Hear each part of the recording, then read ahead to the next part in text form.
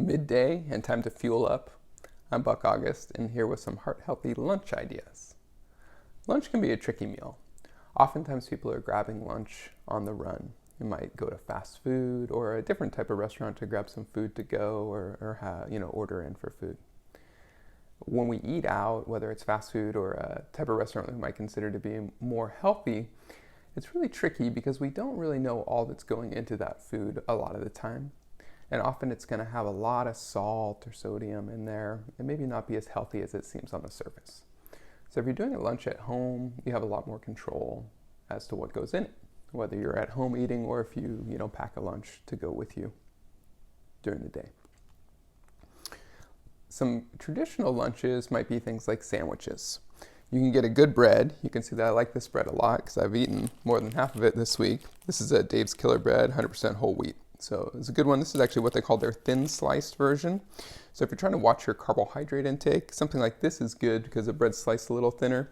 Still a good whole grain bread, but a little bit less carbohydrate per serving. And it works well for a sandwich or toasts up well. So you can start with good whole grain bread. A lot of times people put things like mayonnaise and mustard on a sandwich. Mustard really, it doesn't have a lot of calories. In a teaspoon, there's 5 calories.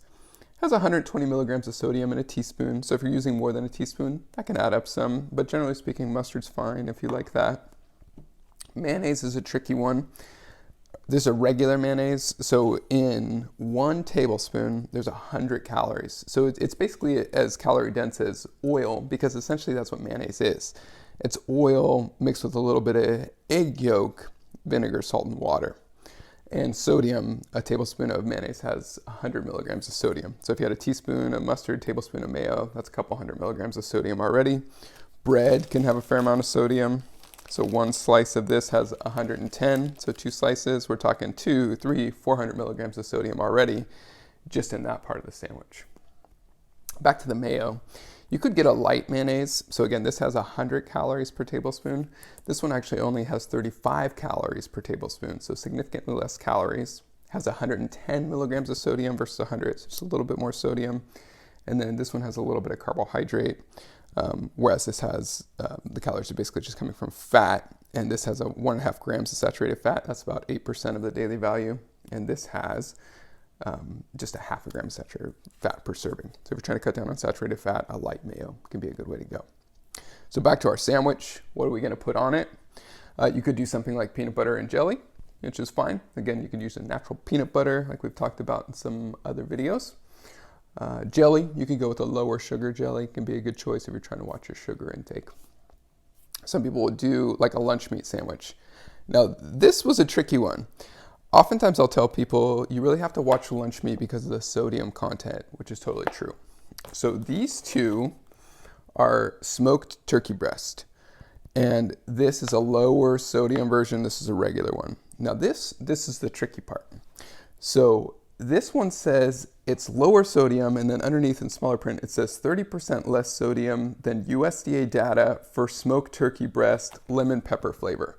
So they're not even comparing it to what it actually is. This is not lemon pepper smoked turkey breast. In the regular one, in a serving, which is 2 ounces, there are 500 milligrams of sodium. So it's a lot of sodium in 2 ounces. In the lower sodium one, there's still 450 milligrams of sodium in 2 ounces. You're only losing 50 milligrams of sodium. So it's definitely not 30% less than this particular turkey, which you would think it would be comparing it to. Labeling can be extremely confusing and a bit devious if you ask me. So regardless, even the lower sodium turkey has a lot of sodium, 450 milligrams in 2 ounces. And like we talked about, 2 pieces of bread, another couple hundred milligrams, tablespoon of mayo, another 100, teaspoon of mustard, another 100. So we're talking 900 milligrams of sodium already in a sandwich at home. And then oftentimes, to that, we're going to add maybe a slice of cheese. This is just a regular pepper jack type of cheese. Another 200 milligrams of sodium and 6 grams of saturated fat. So that's 30% of your daily value. So all of a sudden, our healthy sandwich is not looking that healthy anymore. So what can you do instead? You can get a low sodium bread if you're really trying to watch your sodium intake. You can skip the mayo, go lighter on the mustard. what some people do instead of mayo is they might take some avocado and smash that up and use that kind of like in place of mayo, which I think is delicious. I like that personally. And that can be a great way to add heart-healthy fats to your lunch. Another thing to watch out for are things like pickles. So a serving of these pickles on this side, low in calories, there's only 5 calories in 3 slices, but 400 milligrams of sodium. So again, let's go back. Let's do the regular turkey, 500 milligrams of sodium. The cheese, what did we say? It's another couple hundred milligrams of sodium, so 6, 7. Some pickles, another 400, so it's 1,100 milligrams. The bread, 12, 13. The mayo and mustard, 14, 15. We're already up to 1,500 milligrams of sodium in just the sandwich. So that's not going to work great for keeping our sodium intake down. So again, you can get low sodium bread, go easy on the mayo and mustard, skip the pickles, maybe skip the cheese. You could do something like tuna. So tuna, sodium-wise, in this whole can, there's 320 milligrams. So definitely less than the lunch meat, but not like a very low amount of sodium, but maybe a little more manageable, especially if you're not eating the whole can. Then maybe just a little bit of the light mayo in there.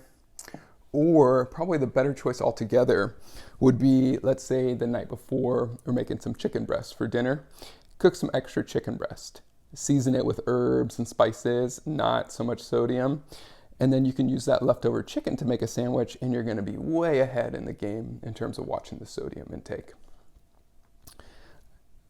On your sandwich, it would be good to add some veggies. You can add tomato. Again, we could do the avocado like we talked about. You can add some lettuce. This is a bag salad, but get a head of lettuce, add some lettuce on there, or spinach, or whatever you like. That's a great opportunity to add some produce to your meal. And speaking of the bag salad, a lot of people like to do a salad for lunch. I really like the bag salad just because it's so convenient.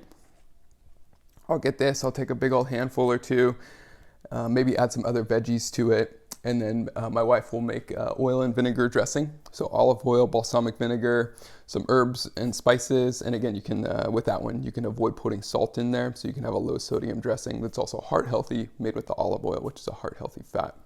So I love to do a salad with lunch. And then if you did a salad and a half a sandwich, then you can again cut down on how much sodium you're getting by doing less of the bread, less of the mayo, less of the meat or whatever it is that you use in there. So that can be another good strategy for watching your sodium intake and getting more produce from the salad.